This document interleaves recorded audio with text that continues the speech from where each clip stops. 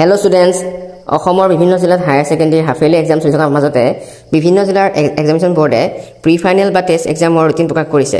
আজি মই তেনে এখন জিলা নগৰ এছএছ ফাইনেল ইয়াৰৰ প্ৰি ফাইনেল এক্সামৰ যি নটিছ আৰু ৰুটিন প্ৰকাশ হৈছে তাক ইয়াত সহজভাৱে বুজাই দিছোঁ। প্ৰথমে আমি নটিছখন চাওঁ আহা।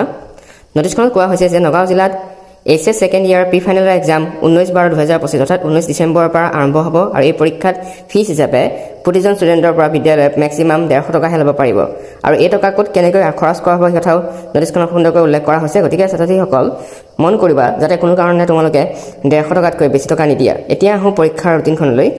ৰুটিন মতে পৰীক্ষা দুইবেলা হ'ব। আগবেলা ৰাতিপুৱা 9টাৰ পৰা 12 বজালৈ আৰু পাছবেলা দুপৰীয়া 1টাৰ পৰা 4 বজালৈ। সেইমতে 19 ডিচেম্বৰ তাৰিখে আগবেলা ইংলিছ পৰীক্ষা আছে, পাছবেলা নাই।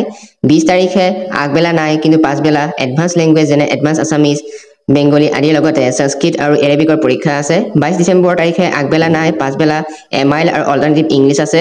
23 ডিচেম্বৰ তাৰিখে আগবেলা মেথামেটিক্স আৰু পাছবেলা স্বদেশ অধ্যয়ন আছে। 24 ডিচেম্বৰ তাৰিখে আগবেলা নাই, পাছবেলা logic and philosophy, finance, psychology পৰীক্ষা আছে। 26 ডিচেম্বৰ তাৰিখে আগবেলা বিহু, পাছবেলা নাই। 27 ডিচেম্বৰ তাৰিখে আগবেলা নাই, পাছবেলা ফিজিক্স, একাউণ্টেঞ্চি আৰু এডুকেশ্যনৰ পৰীক্ষা আছে। 29 ডিচেম্বৰ তাৰিখে আগবেলা নাই, পাছবেলা কেমেষ্ট্ৰি, বিজনেছ ষ্টাডিজ আৰু পলিটিকেল চায়েন্সৰ পৰীক্ষা আছে। 30 ডিচেম্বৰ তাৰিখে আগবেলা ইকনমিক্স আৰু পাছবেলা ফাইনেন্সৰ পৰীক্ষা আছে।